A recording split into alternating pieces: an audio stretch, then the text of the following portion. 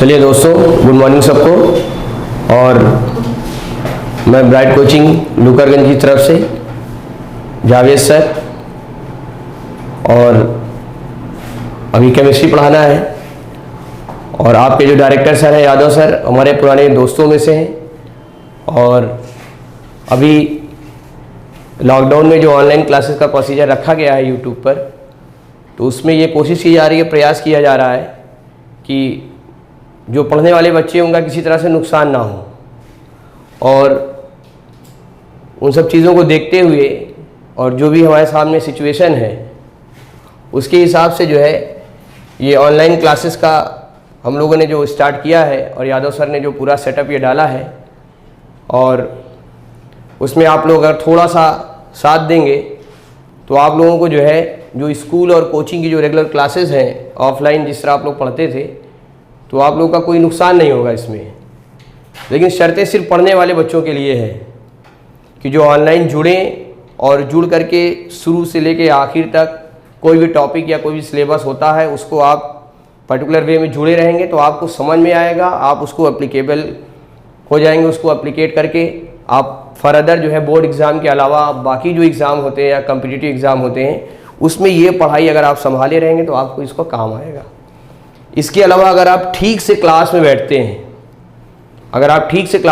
हैं, तो आपको एक ये बेनिफिट मिलेगा कि जो आपका थ्योरी और कॉन्सेप्चुअल जो पोर्शन है उसमें काफ़ी चीज़ें जो है आपको क्लियर हो जाएंगी। भाई थोड़ी सी मेहनत के बाद वो चैप्टर आपके जो है ग्रिप में आ जाएगा। तो उसके लिए एकेडमिक लेवल पे जो है क्लास 12 की केमिस्ट्री का ये सिलेबस मैंने पहले से लिख दिया है टाइम बचाने के लिए।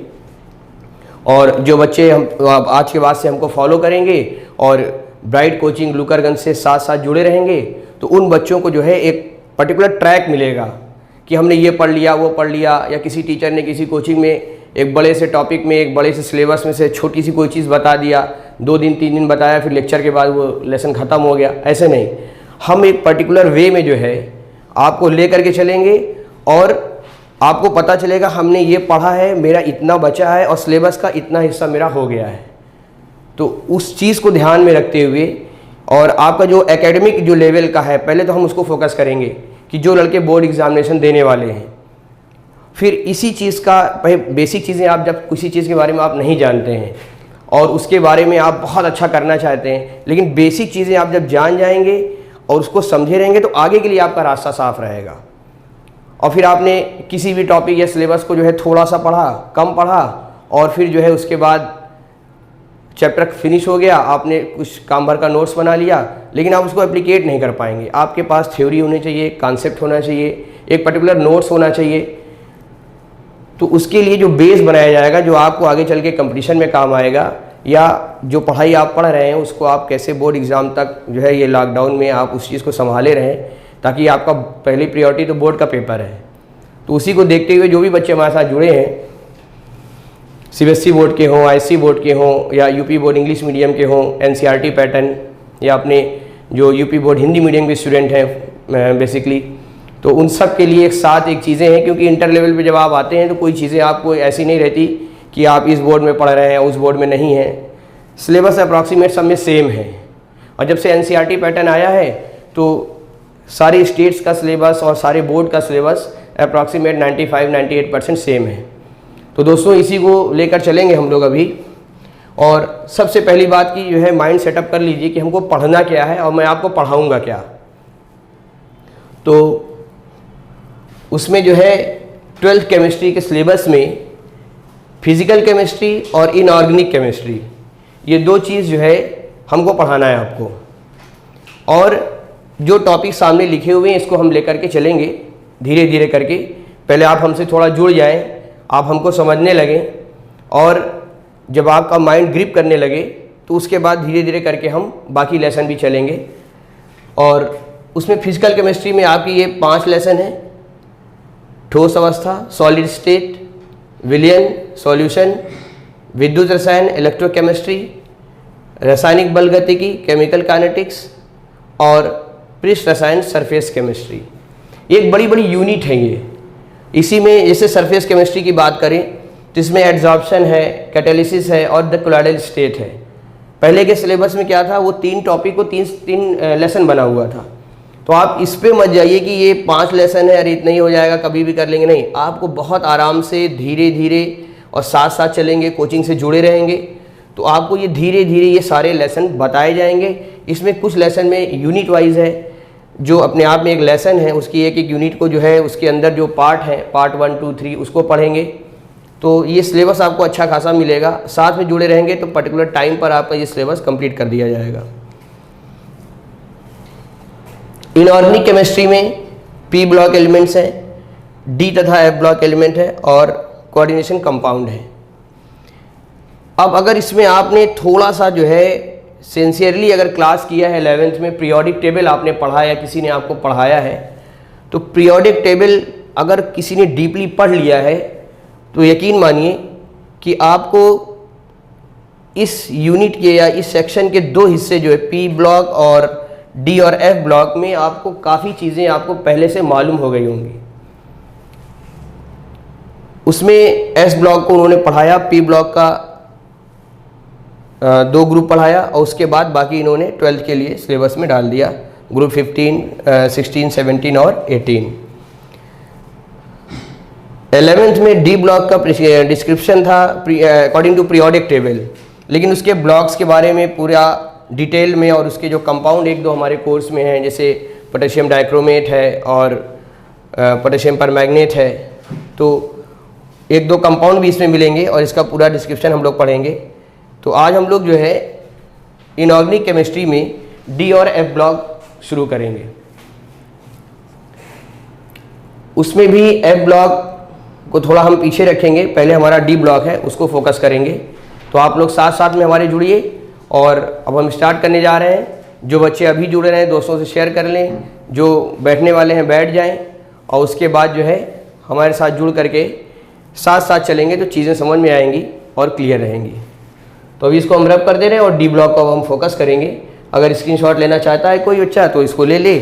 और ये सिलेबस है, ये जैसे सॉलिड स्टेट है ये हमारा 5 मार्क्स का है, सोल्यूशन है ये 7 मार्क्स का है, और इलेक्ट्रोकेमिस्ट्री है 5 marks, chemical kinetics 5 marks, surface chemistry 5 marks और पी ब्लॉक इन सब में जो है ये 7 मार्क्स का है। डी और एफ ब्लॉक आपका 4 मार्क्स का है।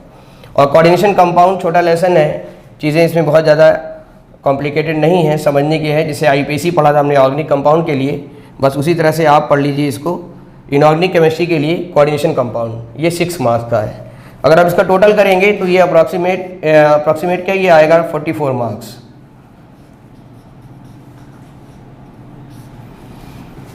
तो इसको आप लोग स्क्रीनशॉट ले लीजिए और देख लीजिए। अब इसी के हिसाब से जो है हम प्रोसीड करेंगे अपना सिलेबस और आपको पढ़ाना शुरू करेंगे। तो इसको हम रब कर दे रहे हैं।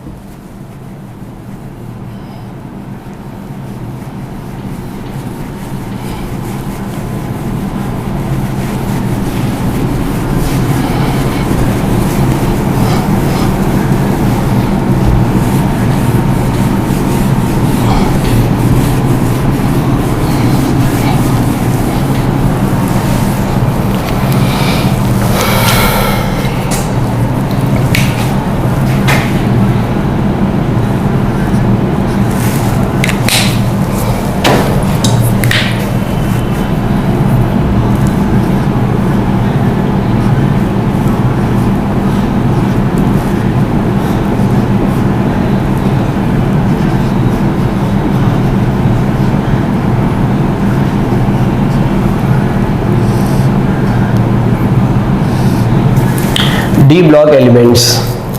अगर आप पीरियोडिक टेबल की बात करेंगे तो पीरियोडिक टेबल में शुरुआत में 1s और 2s ऑर्बिटल है,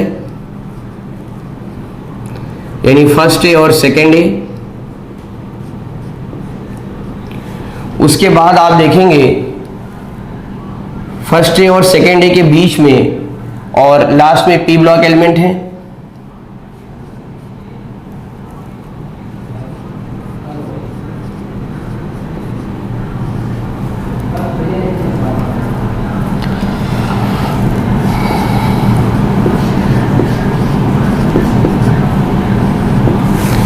पी ब्लॉक एलिमेंट में आप देखेंगे 3rd ए,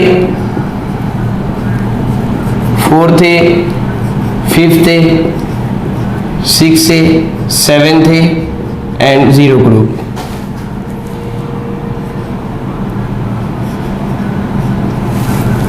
इनके बीच का जो पार्ट है वो डी ब्लॉक के लिए प्रिस्क्राइब किया गया है पीरियोडिक टेबल में। वो यहां पर ट्रांजिट करता है एस ब्लॉक और पी ब्लॉक के बीच में। जो ब्लॉक ट्रांजिट करेगा उसे हम लोग क्या कहेंगे, डी ब्लॉक।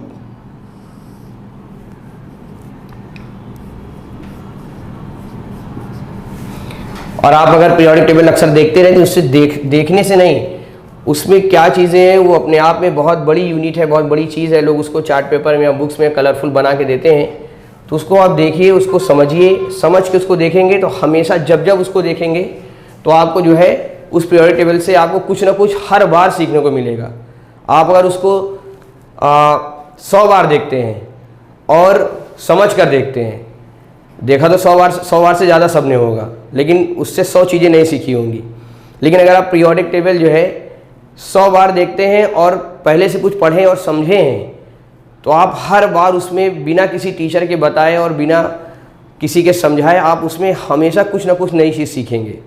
तो पीरियोडिक टेबल जब भी देखा कीजिए तो उसका कलर है, पी ब्लॉक है, उसके जो एलिमेंट्स का जो अरेंजमेंट है ग्रुप्स और पीरियड में, उसको आप लर्न करिए। ये जो नहीं कि आप किसी पासवर्ड और कोडवर्ड से आप जो है एलिमेंट्स का नाम रट लिए और उसका सीक्वेंस रट लिए, ये नहीं। आप उस पर जो नॉलेज है, भाई सीक्वेंस कभी पूछता नहीं है। वो पीरियोडिक टेबल बहुत एब्रॉड उसको बनाया गया है और 100-90 साल उसको लगे बनाने में, वो अलग चीज़ है कि उसका सीक्वेंस याद कर लिया। सीक्वेंस हम है डिस्क्रिप्शन के लिए, या किसी ब्लॉक का जो है अगर हम उस ब्लॉक के बारे में विवेचना करते हैं तो ठीक है, सीक्वेंस याद होना चाहिए, कुछ ग्रुप कुछ पीरियड का। लेकिन वो उस पर लड़के फोकस करते हैं पूरा, और जो उसकी नॉलेज है, जो उसका बेस है बनाने का, उस पर फोकस नहीं करते हैं। तो इसलिए पीरियोडिक टेबल जब भी देखें तो उससे कुछ सीखें आप लोग। उसको नज़र के सामने पड़ती है, कुछ लोग तो कैलेंडर की तरह घर में दीवार पे लगा के रखते हैं, लेकिन उसको देख के बस उसको लगा ही रहता है वो, उससे आप सीखिए। तो आप देखेंगे कि जो है एस ब्लॉक और पी ब्लॉक के बीच में हमारा डी ब्लॉक जो है ट्रांजिट करता है, इसीलिए इसको बोल रहे हैं ट्रांजिशनल एलिमेंट। उसमें अगर आप देखेंगे तो पहला डी ब्लॉक एलिमेंट का जो ग्रुप मिलेगा वो 3rd बी मिलेगा, और फिर 4th बी मिलेगा, फिर 5th बी मिलेगा, उसके बाद 6 बी, 7 बी, देन 8th, इसमें 3 होते हैं 8, 9, 10, इसको हम 8 के लिए छोड़ देते हैं, ये 9 का हो जाएगा, ये 10 का। लास्ट में 2 ऑर्बिटल जो 2 ग्रुप मिलेंगे, सब group, first B and second B. अब इसको काउंट करेंगे 1, 2, 3, 4, 5, 6, 7, 8, 9, 10, यानी एस ब्लॉक और पी ब्लॉक के बीच में हमारे 10 सब ग्रुप किसके लिए ट्रांजिट हैं, वो डी ब्लॉक के लिए रिजर्व है। जितने भी डी ब्लॉक एलिमेंट हैं वो इसी में अरेंज किए गए हैं अकॉर्डिंग टू देयर प्रॉपर्टीज। तो यहाँ पर जो ग्रुप बी है, कुछ बच्चे जो फर्स्ट ईयर में नहीं पढ़े हैं या कुछ बच्चे सेकेंड ईयर में हैं, फर्स्ट ईयर में थोड़ा भूल गए हैं, तो उनको हम बता दें कि सब ग्रुप ए और बी क्या होता है।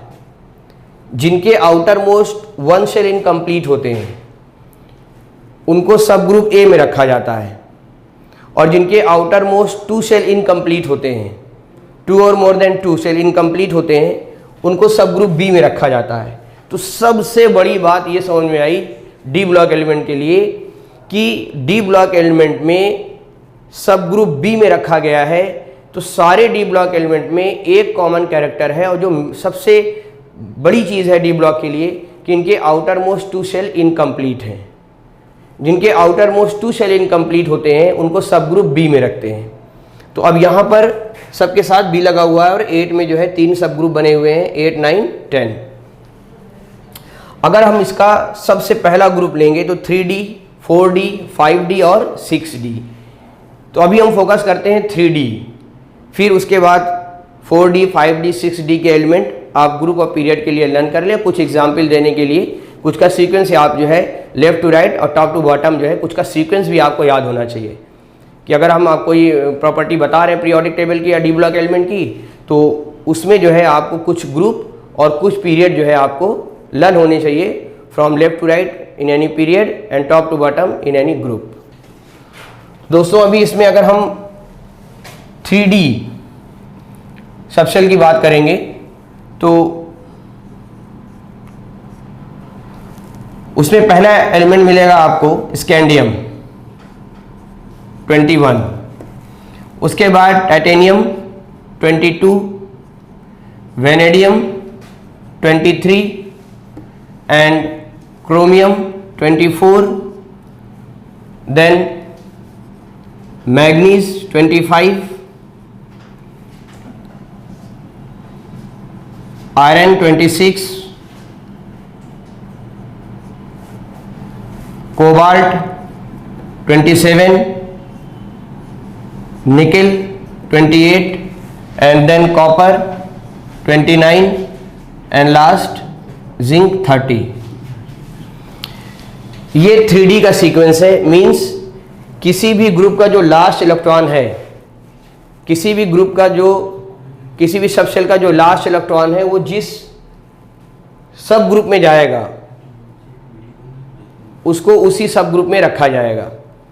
तो यहाँ पर थर्ड बी से लेके सेकेंड बी तक के एलिमेंट का जो 10 ग्रुप हमारा प्रेस्क्राइब है सब ग्रुप, उसमें सारे इलेक्ट्रॉन लास्ट का जो इलेक्ट्रॉन है वो डी सब शेल में जाता है। और अगर इसका इलेक्ट्रॉनिक कॉन्फ़िगरेशन हम शो करेंगे तो स्कैंडियम 21 का 4s2 3d1,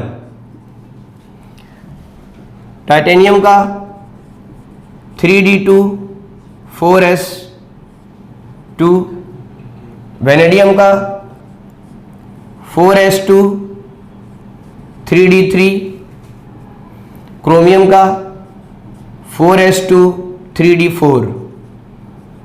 और ये एक्सेप्शन है, इसका एक इलेक्ट्रॉन जंप करके स्टेबिलिटी को मेंटेन करने के लिए एस सबशेल का एक इलेक्ट्रॉन डी में आ जाता है। ये आप लोगों ने पढ़ा होगा, देखा होगा।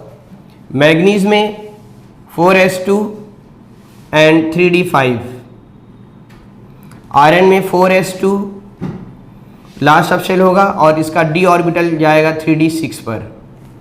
कोबाल्ट 4s2 और उसके पहले क्या भरा जा चुका होगा 3d7। ठीक इसी तरीके से निकिल में 4s2 और 3d8 और कॉपर में 4s2 और 3d9। स्टेबिलिटी को मेंटेन करने के लिए s ऑर्बिटल का एक इलेक्ट्रॉन जंप करके कहाँ आ जाता है डी सबशेल में। तो ये हो जाता है 3d10 एंड 4s1। जिंक में 4s2 एंड 3d10।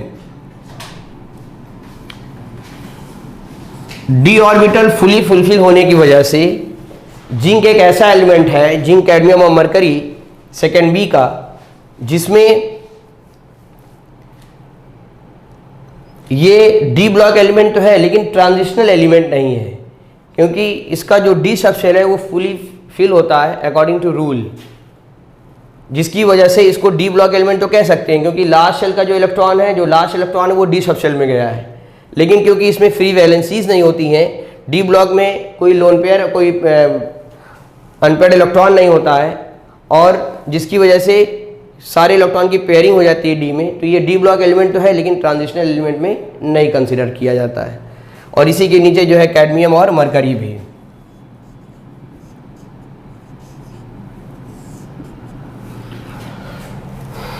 अब दोस्तों हम लोग बात करेंगे इसकी प्रॉपर्टीज़ के बारे में कि डी ब्लॉक की प्रॉपर्टीज़ क्या क्या है। वैसे तो पीरियोडिक टेबल में हम लोगों ने एक सीक्वेंस लर्न कर रखा है, टॉप टू बॉटम और left to right.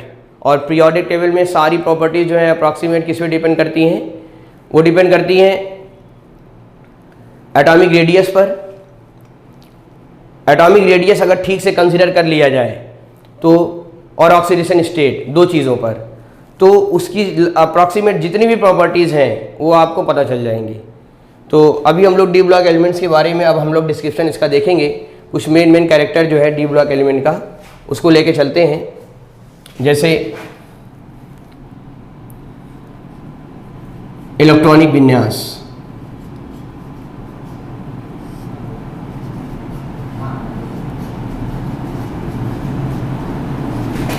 Electronic configuration,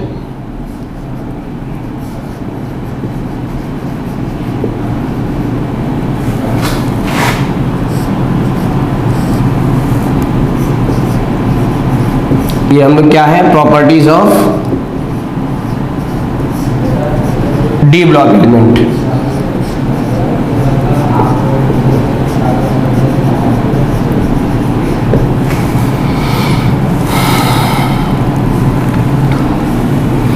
उसके बाद हम लोग फोकस करेंगे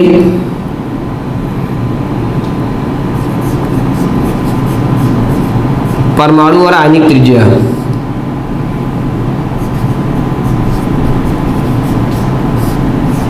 यानी एटॉमिक रेडियस।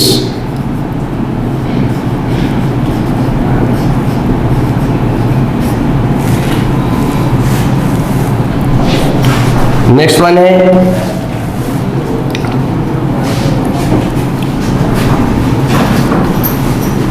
Oxidation state.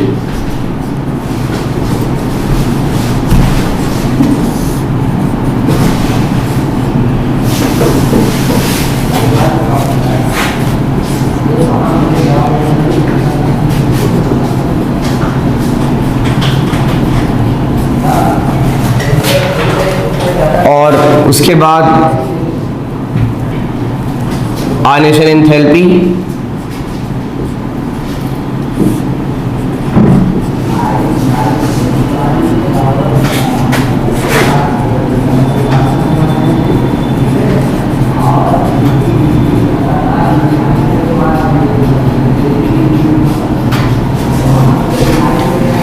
इसमें कुछ कैरेक्टर जो है केमिकल प्रॉपर्टीज में आएंगे और कुछ कैरेक्टर जो है आपके फिजिकल प्रॉपर्टीज में आएंगे।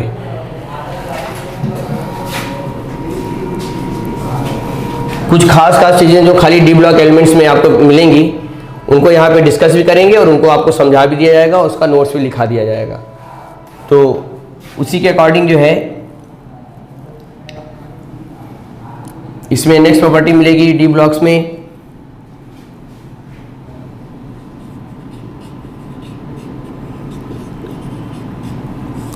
Ionic radius,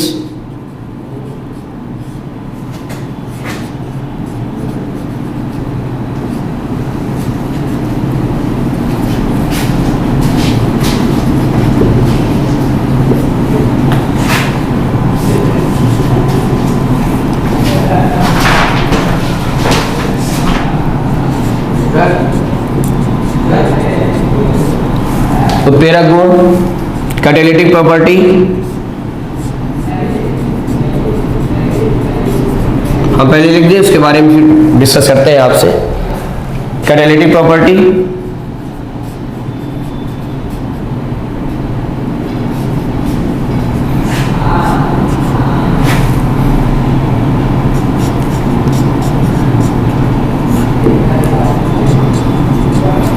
coloured and compound,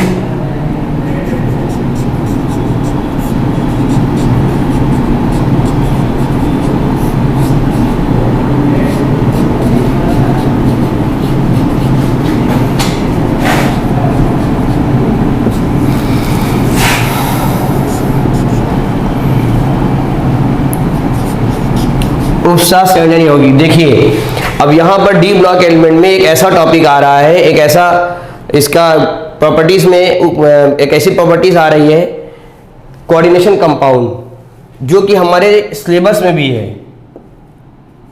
ये एक अलग से कंपाउंड पढ़ाया जाएगा, अलग से ये पूरा लेसन है, उपसा संयोजन यौगिक।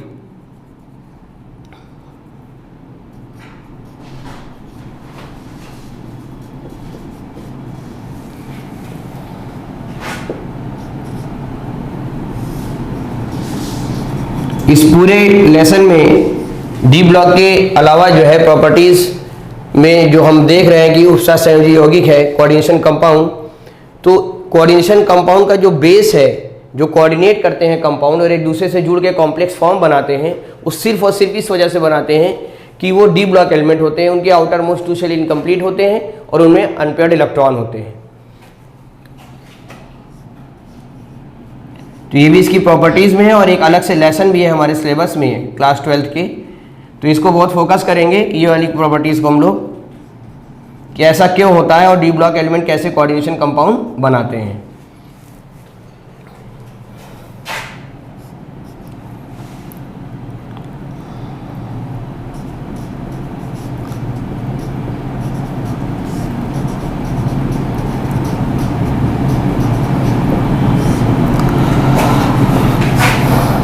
Melting point and boiling point.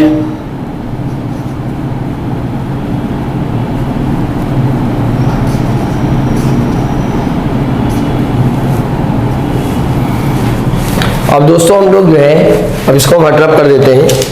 अगर आपको इसको सीक्वेंस के लिए याद होना चाहिए कि डी ब्लॉक एलिमेंट में हमको कहाँ से कहाँ तक पढ़ना है, 3rd B, 4th B, 5th B, 6th B, 7th B, 8 सब ग्रुप को 3 पार्ट में डिवाइड किया गया है, 8, 9, 10 और लास्ट में 1st बी और 2nd बी।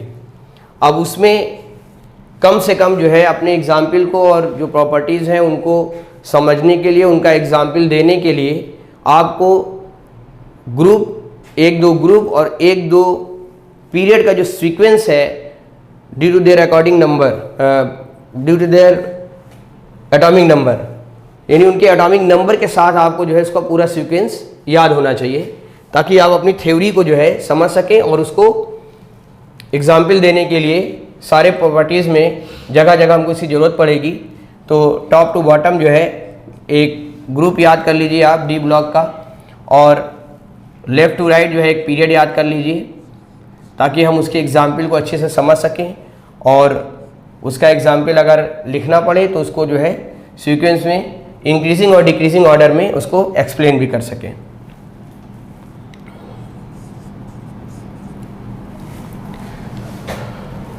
अब दोस्तों हम लोग बात करेंगे, इसका पहला पॉइंट जो है डी ब्लॉक एलिमेंट्स का इलेक्ट्रॉनिक कॉन्फ़िगरेशन। तो जाहिर सी बात है अगर डी ब्लॉक एलिमेंट है तो उसके आउटर मोस्ट शेल का इलेक्ट्रॉन जो है वो डी सब शेल में जाएगा। जो लास्ट में इलेक्ट्रॉन जिस सब शेल में जाता है वो उसी ब्लॉक का एलिमेंट बन जाता है। अगर एस में जाता है तो एस ब्लॉक एलिमेंट, पी में जाता है तो पी, डी में जाता है डी, तो एफ में जाता है एफ, और उसका सीक्वेंस जो है वो आप प्रिंसिपल से आपने पढ़ रखा है। तो यहाँ पर जो है हम लोग डिस्कस करेंगे, अभी जितने पॉइंट आज हो जाएंगे, जितना टाइम अपने पास है उसी को लेके चलेंगे, लेकिन जो भी है वो आपके साथ में आ जाए और आप भी साथ साथ चलें। अब जो मेन चीज़ें पढ़ाई जा रही हैं, अभी तो खाली डिस्कस हो रहा था कि सिलेबस क्या है, सिलेबस के मार्क्स कितने हैं, कितने मार्क्स का आएगा और आज हम पढ़ने क्या जा रहे हैं। तो पहली क्लास ही तो उसमें थोड़ा एक्सीड करके बताना पड़ गया और टाइम लग गया उसमें। आइंदा से जब हम लोग पढ़ने बैठेंगे या जब हम लोग ऑनलाइन जुड़ेंगे तो सीधा जो है हम लोग टॉपिक पे फोकस करेंगे। तो अब डी ब्लॉक एलिमेंट्स में ये प्रॉपर्टीज़ और इसके अलावा भी और प्रॉपर्टीज़ हैं, अभी तो जितना हम लोग को हो सकता है उतना देखेंगे टाइम के अकॉर्डिंग। तो उसमें पहली प्रॉपर्टीज़ है इलेक्ट्रॉनिक विन्यास, इलेक्ट्रॉनिक कॉन्फ़िगरेशन। तो मॉडर्न पीरियोडिक टेबल पर जो है उसका जो लॉन्ग फॉर्म है वो कैसे किस पर बेस है, वो जैसे मेंडलीव की जो पीरियोडिक टेबल थी वो एटॉमिक मास पर बेस्ड थी, लेकिन आगे चल के मॉडर्न कॉन्सेप्ट में क्या आया कि the physical and chemical properties of the element are the periodic function of their atomic number. बाद में पता चला कि जो एटॉमिक नंबर है उसमें भी, जैसे मान लीजिए सोडियम है, अब अगर इसका हम भरेंगे 1s2, 2s2, 2p6, 3s1, तो मॉडर्न कॉन्सेप्ट में ये कह रहे हैं कि the physical and chemical properties of the element are the periodic function of their atomic number. तो यहाँ एटॉमिक नंबर उसका कितना है, 11 है सोडियम का। लेकिन अगर आप उसका इलेक्ट्रॉनिक कॉन्फ़िगरेशन बनाएंगे तो आपको पता चलेगा कि शुरू के पहला शेल, ये शेल होता है, ये सब शेल होता है, ये इलेक्ट्रॉन होता है, shell subshell electron, shell subshell electron. आप देखेंगे ये भी 2 है, ये भी 2 है, यानी ये दोनों शेल हैं, लेकिन वो सब शेल एस और पी में क्या है, डिवाइड है।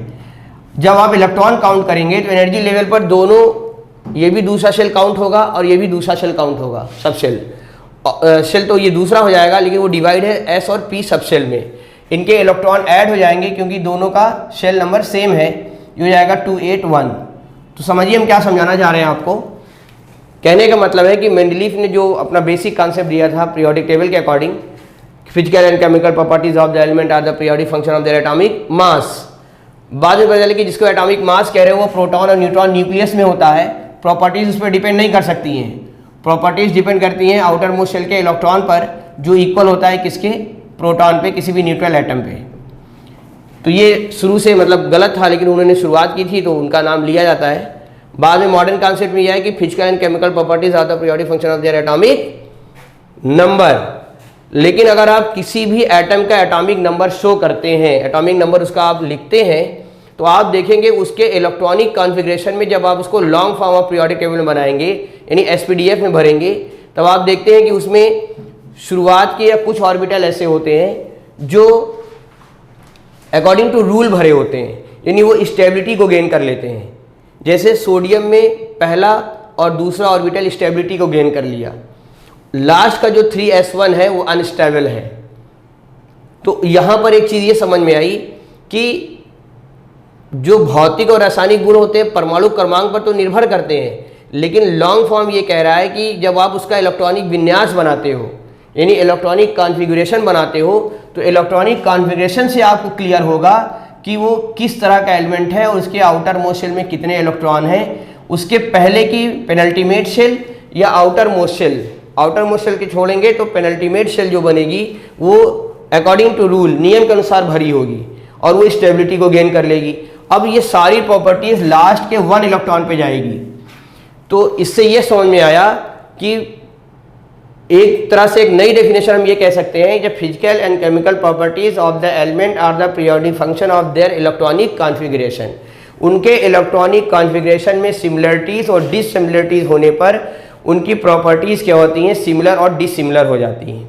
और इसी इलेक्ट्रॉनिक कॉन्फ़िगरेशन के बेस पे जैसे किसी का S1 पे जाके ख़त्म हो रहा है तो फर्स्ट ए में रखा गया, डी में जाके जिसको हम लोग टारगेट कर रहे हैं डी में ख़त्म हो रहा है तो उसको डी में रखा गया। तो अब यहाँ पर जो है इलेक्ट्रॉनिक कॉन्फ़िगरेशन की अगर बात करेंगे तो डी ब्लॉक एलिमेंट में 21 स्कैंडियम, 22 टाइटेनियम। देखो दोस्तों एक चीज़ और बता दें, ये पीरियोडिक टेबल को लर्न करने के लिए बेटा मांगे स्कूटर कार और ये सब का अलग अलग जिसके दिमाग में जो आता है या जो टीचर्स पढ़ाते हैं हम लोग को जो जिन्होंने पढ़ाया है, तो कुछ ना कुछ पासवर्ड कोडवर्ड बनाते हैं। लेकिन हमारे सर ने ना कभी हम लोग को कोई पासवर्ड बनाया, ना कोई ऐसा कोई एब्रीविएशन बताया कि उसको पढ़ के हम इसको लिख लें। आप अपने हिसाब से कुछ भी बना सकते हो।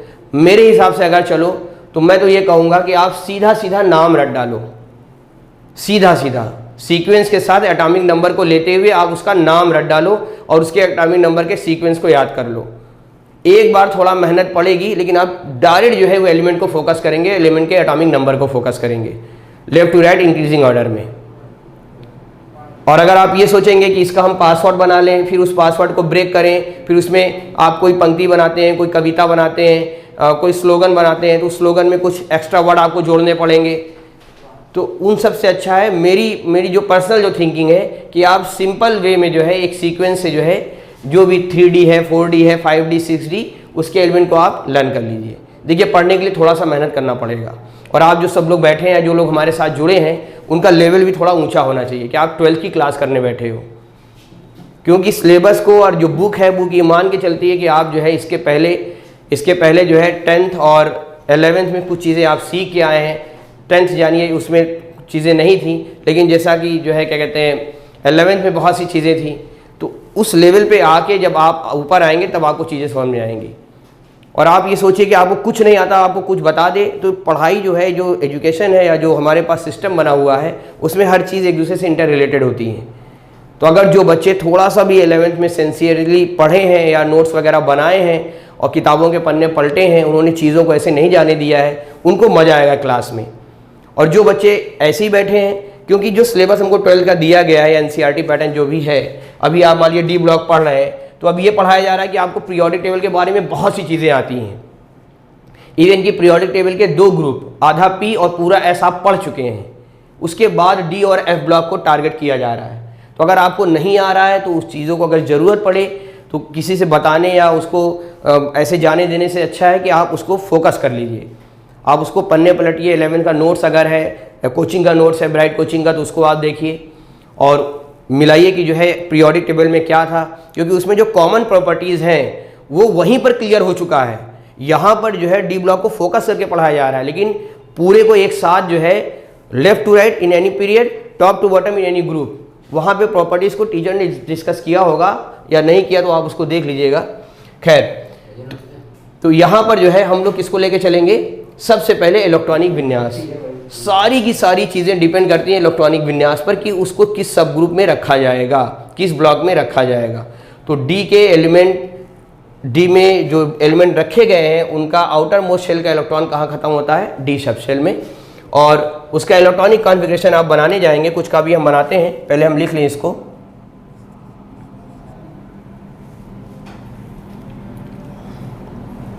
(23 vanadium, 24 chromium and 25 manganese,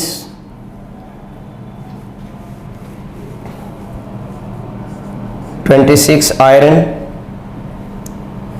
27 cobalt, 28 निकल, 29 copper and 30 zinc.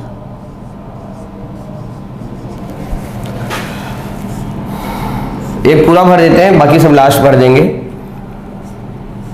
1s2, 2s2, 2p6, 3s2, 3p6, 4s2 and 3d1।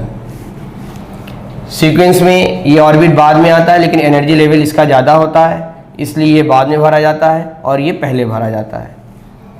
इसी तरीके से इसका इलेक्ट्रॉनिक कॉन्फ़िगरेशन आएगा 3d1, 4s2।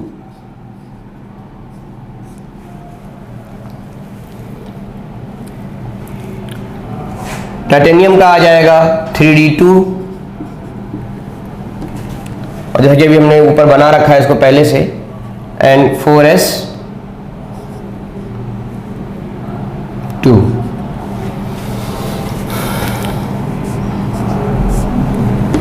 और इसका भरेंगे तो आ जाएगा आपका 3d3, 4s2,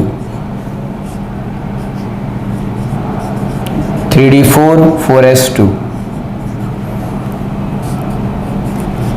3d5, 4s2 and 3d6, 4s2। इसमें स्टेबिलिटी को मेंटेन करने के लिए 3d5 हो जाता है, ये 4s1 हो जाता है। इसी तरह कॉपर में ये 3d10 हो जाता है और ये 4s1 हो जाता है। वो आप लोगों ने सीखा होगा फर्स्ट ईयर में इलेक्ट्रॉनिक कॉन्फ़िगरेशन में, आप वो प्रिंसिपल में। यानी इसका इलेक्ट्रॉनिक कॉन्फ़िगरेशन के बारे में अगर बात करेंगे तो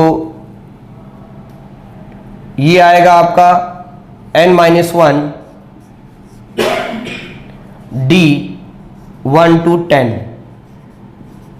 यानी किसी भी d ऑर्बिटल में जो n के कहाँ से निकालेंगे, n कंसिडर करेंगे हम लोग s से। ns क्या हो सकता है, 0 और ns1 और ns2, इन तीनों में से कोई एक होगा, लेकिन n का जो भी नंबर होगा उसमें से एक माइनस करेंगे तो वो d ऑर्बिटल आएगा। और d ऑर्बिटल में 1 to 10 इलेक्ट्रॉन फुलफिल हो सकते हैं। वो आप यहाँ देख सकते हैं, स्कैंडियम से लेकर के जिंक तक। स्कैंडियम में 3d1 में गया है और जिंक में 3d10 में गया है। ये इसका इलेक्ट्रॉनिक कॉन्फ़िगरेशन है।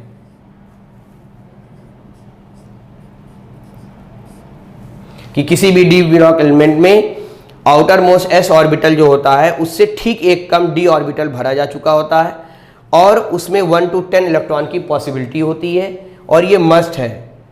भाई ऐसा तो होएगा नहीं कि डी ब्लॉक एलिमेंट है और एलिमेंट जो है इलेक्ट्रॉन डी ब्लॉक में गया ही नहीं है। तो इसका इलेक्ट्रॉनिक कॉन्फ़िगरेशन ये आएगा ns 0, 1, 2 और 3 और n-1 d 1 to 10। तो ये दोस्तों बात हुई इलेक्ट्रॉनिक कॉन्फ़िगरेशन की। इलेक्ट्रॉनिक कॉन्फ़िगरेशन में हमने यहाँ पे 3D को टारगेट किया है और उसका एक एग्जाम्पल आपके सामने है, 1 से लेकर के 10 तक, जो स्टेबल ऑर्बिटल को बनाने के लिए या बनने के लिए कितने इलेक्ट्रॉन कम है ज़्यादा है वो आप इलेक्ट्रॉनिक कॉन्फ़िगरेशन से देख लेंगे। और जब इसका हम 2, 8, 8, 18, 32 इसका रूल बनाएंगे तो उसमें पता चल जाएगा कि जो है कितने इलेक्ट्रॉन इसमें बैलेंसिंग के लिए चाहिए। और जब डी ऑर्बिटल बनाएंगे तो अनपेयर्ड इलेक्ट्रॉन से हमको बहुत सी चीज़ें क्लियर हो जाएंगी। और एक चीज़ आपको बता दें अपने समझने के लिए, डी ब्लॉक एलिमेंट में सारी प्रॉपर्टीज़ 2 चीज़ों पे डिपेंड करती हैं। पहला ये कि आउटर मोस्ट 2 शेल इनकम्प्लीट होते हैं, और दूसरा ये कि उनमें अनपेयर्ड इलेक्ट्रॉन होते हैं, अयुग्मित इलेक्ट्रॉन होते हैं। इसकी वजह से डी ब्लॉक एलिमेंट बाकी एस और पी से एकदम डिफर प्रॉपर्टीज शो करता है। और ऐसी प्रॉपर्टीज जो मेटल, जितने भी मेटल हम लोग पढ़ते हैं जो यूज़ करते हैं, अप्रॉक्सीमेट ज़्यादातर मेटल जो है वो डी ब्लॉक एलिमेंट के हैं। तो डी ब्लॉक एलिमेंट के अंदर जो भी कैरेक्टर है उसको हम लोग फोकस करेंगे। वैसे तो पीरियोडिक प्रॉपर्टीज 2 चीज़ों पे डिपेंड करती है, एटॉमिक रेडियाई पर और ऑक्सीडेशन स्टेट पर। सारी प्रॉपर्टीज जो है उस पर बढ़ेंगी घटेंगी उसके अकॉर्डिंग चलेंगे। लेकिन डी ब्लॉक के अंदर जब आप और डीपली पढ़ेंगे तो आपको ये पता चलेगा कि डी ब्लॉक जो ये प्रॉपर्टीज शो कर रहा है, जो और एलिमेंट या और ब्लॉक के एलिमेंट जो है शो नहीं करते हैं, उसका रीज़न सिर्फ 2 ही मिलेगा आपको। एक ये कि आउटर मोस्ट 2 शेल इनकम्प्लीट होते हैं और उनमें जो है अनपेयर्ड इलेक्ट्रॉन होता है। तो पहली चीज़ आप लोगों ने ये सीखी कि डी ब्लॉक एलिमेंट का जो इलेक्ट्रॉनिक कॉन्फ़िगरेशन है वो NS2, NS1, NS0 हो सकता है, और उसके पहले का जो ठीक डी ऑर्बिटल होगा N-1 वो 1 to 10 भरा जा चुका होगा।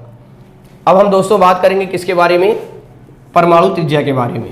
तो खैर आज टाइम हो गया इंट्रोडक्शन में और चीज़ों को लिखने में और सिलेबस और बाकी चीज़ें बताने में। और नेक्स्ट टाइम इसको आप लोग एक जगह कहीं कॉर्नर पे नोट कर लीजिए टॉपिक, इसमें कुछ टॉपिक और हम बढ़ा देंगे। तो अगली बार हम लोग जो है इसमें से कोशिश करेंगे डायरेक्ट फोकस करें और टॉपिक जो है खूब अच्छे से आपको एक्सप्लेन करके बढ़ें, ताकि आप सेल्फ नोट्स चाहें तो बना सकते हैं सुनने के बाद। और लेकिन प्रेजेंट रहना पड़ेगा सबको, कि आप एक क्लास किए फिर आप 2 क्लास छोड़ के आ रहे हैं, आप सोच रहे हैं आपको समझ आएगा, समझ में लेकिन कुछ टाइम के लिए आएगा। लेकिन जब आप सीक्वेंस से चलेंगे तो जो चीज़ें नहीं भी आ रही होंगी वो आ जाएंगी आपके पास। तो नेक्स्ट टाइम जो है हम लोग इसी सीक्वेंस में चलेंगे। और अभी देखा जाए तो डी ब्लॉक ठीक से शुरू भी नहीं हुआ है, तो कुछ बच्चे जो हमसे जुड़े हैं और ये सोच के कि डी ब्लॉक हमको समझ में आएगा समझ में, अभी तो हमने स्टार्ट किया है। तो दोस्तों नेक्स्ट टाइम मिलते हैं। Have a nice day.